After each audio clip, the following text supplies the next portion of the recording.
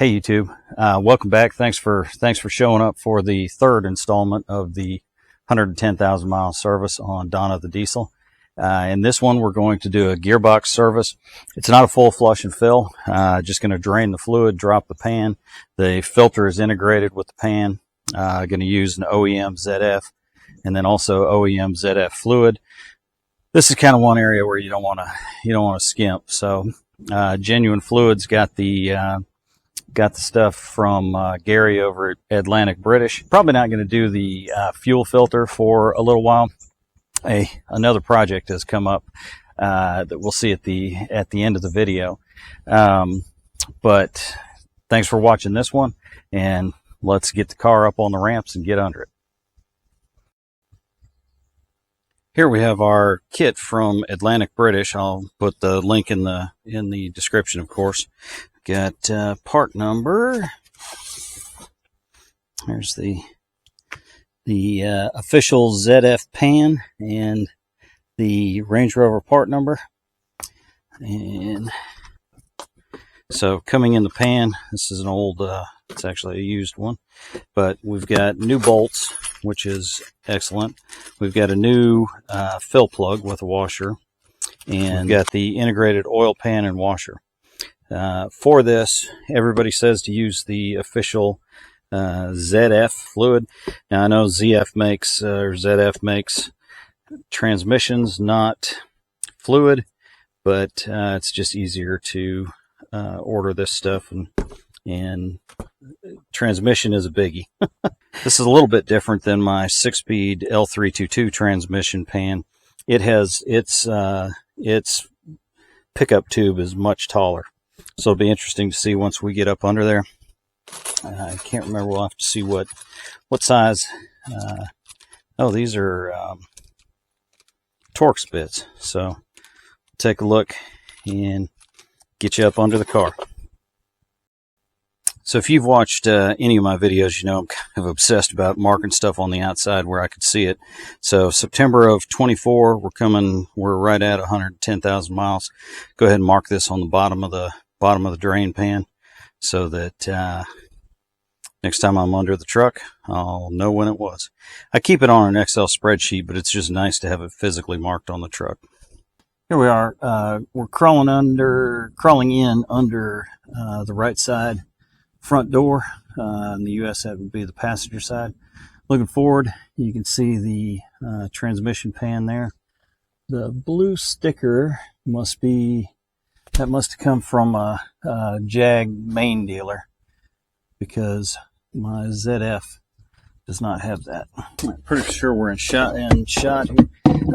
This is just an old Rubbermaid thing. It's 30 US quarts. It's 1'10" by 1'5" by 7 inches deep. You can see that it's bigger than the oil pan. I've also got another couple of catch pans. What I'm going to do, I'll catch the fluid when I first bring it out, and then I will from there, after I get some of the bolts down, put the Rubbermaid pan under here and catch the rest of the fluid in the pan. So this is a 10 mil hex. The little plastic nut, theoretically.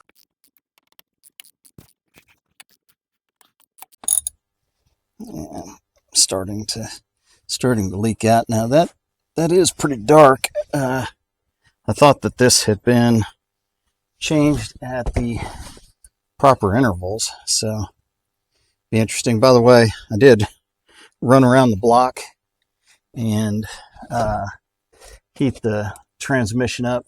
I can't remember. I think it was about 125 Fahrenheit. I'll convert that to metric on the video.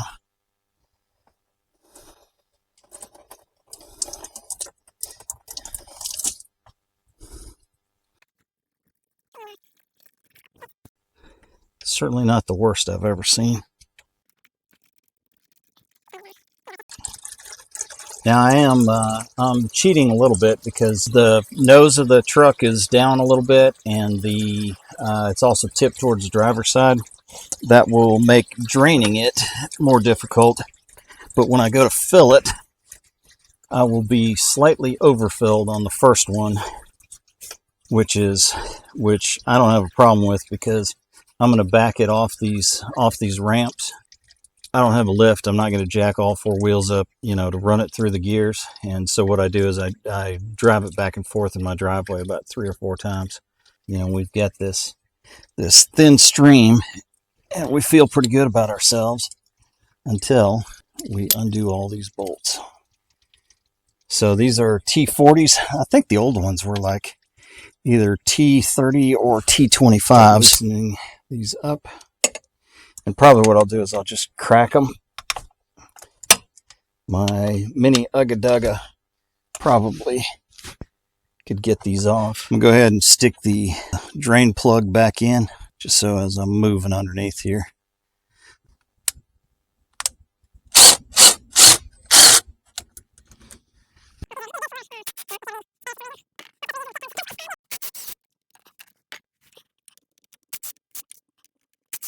Okay, I am down to the 4 corner bolts, and what I'm going to do is now I'm going to switch back to the hand wrench, and I'm just going to loosen the front.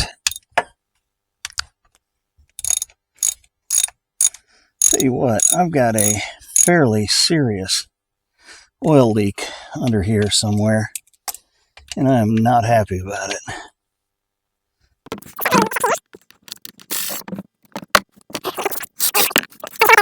Got my Rubbermaid box ready. I'm just going to pry. I'm going to try to take it towards the front. Whoop, that one's not off.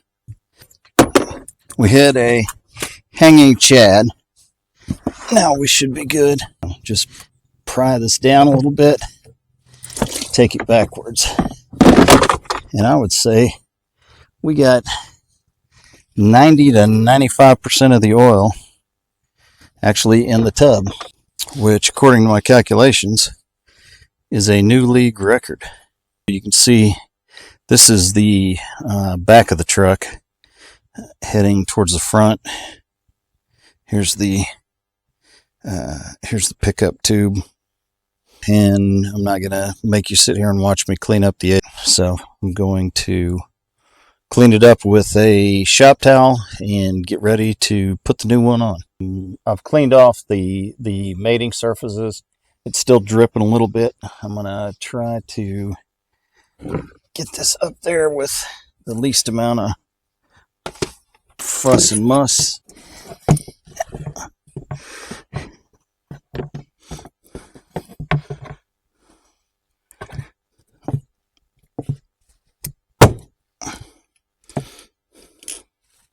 Give it a little pop there. Get a couple of these started.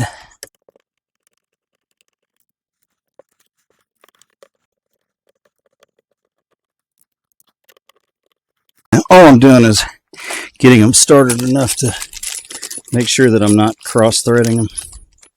And then I'm going to run them up hand tight with pull out the torque wrench. 10 Newton meters isn't much.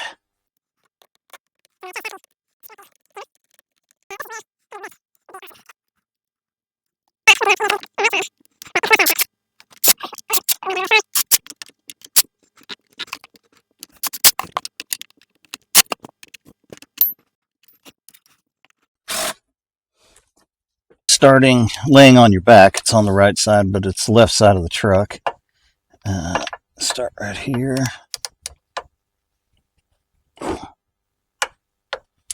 Jeez, that's not a lot. Here, it's on my left side, right side of the truck.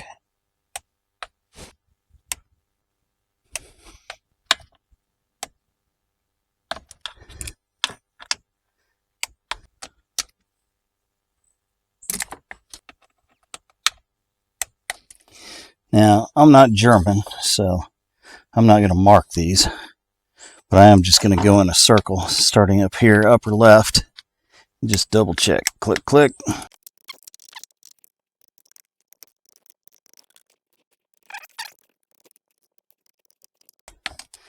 All right, So all those are clicked. So we've got our billet tools. Put the plug in, so it's a filler instead of an extractor. Got about 7 liters. Not about. We've got 7 liters of transmission fluid in there, and I just picked a nozzle with a hook on it. So we're just gonna put that in there. We'll see how it goes. That stuff is kind of light green. Hopefully you can hear me over the sound, but this stuff is kind of light green and it's got a funky smell to it.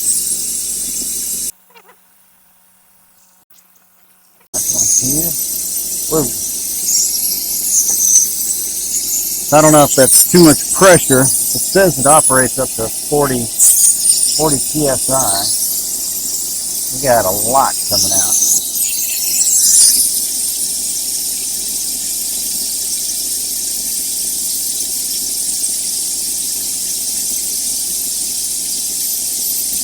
I don't know if this filled it too fast. I'm gonna let that compressor shut off, and then I'm gonna pull the old oil and see what we got, because that was about I think that was about 4 liters of transmission fluid, which should not be enough. And not 100% sure what's going on. This would be the 3rd liter, so I mean 2 3/4 liters is what came out. I'm not quite sure why Atlantic British sent me 9 liters, but this is what I got out. I don't know if they thought I was building my transmission from scratch, but 2.5 liters came out, or 2 3/4, almost 3 liters came out.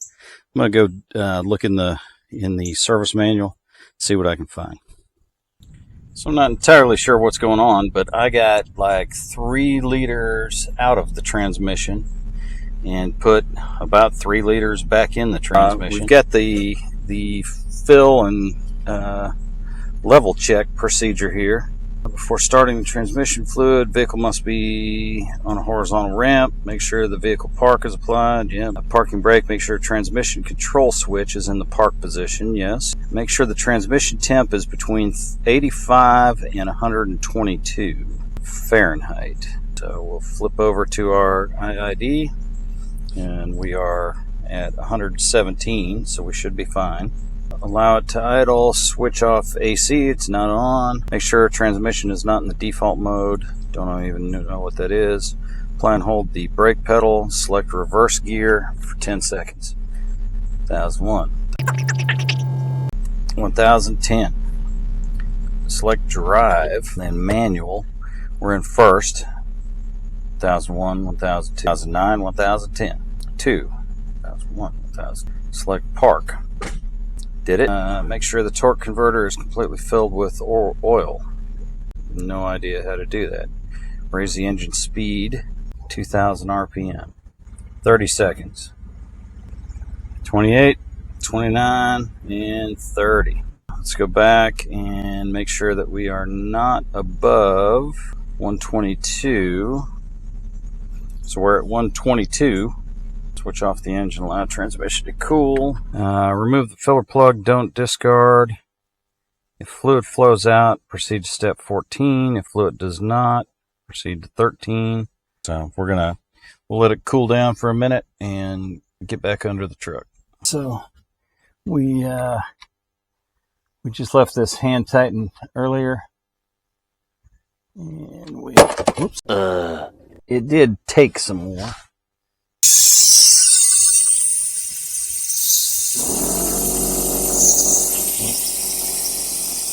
Coming out in a stream. What was coming out was fairly clean and green, like new stuff. It was not dark like the old stuff, so it didn't really take too much more.